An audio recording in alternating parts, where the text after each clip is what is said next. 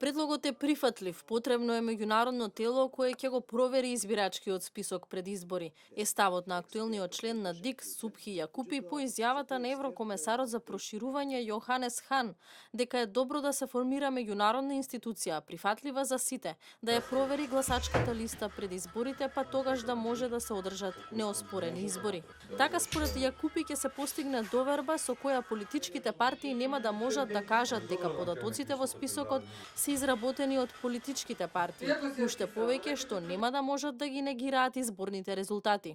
Експерт со кој ќе има и други експерти, меѓутоа сите меѓународни и ќе доаѓат до една реалност и ќе кажат дека ова веќе изработено од наша страна, без никој да влие и мислам дека ќе му дават предлог на Државна изборна комисија дека од наша страна овој извештај е релевантен. Вчера на брифинг со новинарите Хан рече дека се бара начин за формирање на независна и кредибилна структура на европско ниво, која ќе може да го провери квалитетот на изборните листи пред денот на гласањето. In order to avoid all these discussions we had in the run-up, it would be, or it is necessary from my point of view, to have an international institution which is accepted and able to check voters list in advance in order to give green light that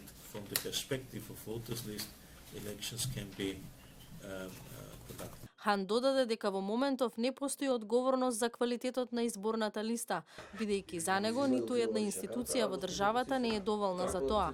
Ни треба нешто и тоа нешто јас ќе го иницирам, изјави пред новинарите Хан. Иако се цело време присутни на седниците на ДИК, ОПСЕ од ИХР оценка за изборниот процес даваат по изборите. Представници на оваа меѓународна организација денеска имаа средба со членовите на ДИК по последниот извештај. Од ДИК велат дека ќе се посветат на транспарентен избирачки список. Иако и досега многу работевме, сепак изостана довербата, вели Јакупи. Има резултат, меѓутоа нема кредибилност. Кај политичките партии, кај граѓаните, кај невладини организации и така натаму. И сега ја мислам дека, бидејќи немаме веќе притисок на време, сега помирно и по-темелито треба да се работи.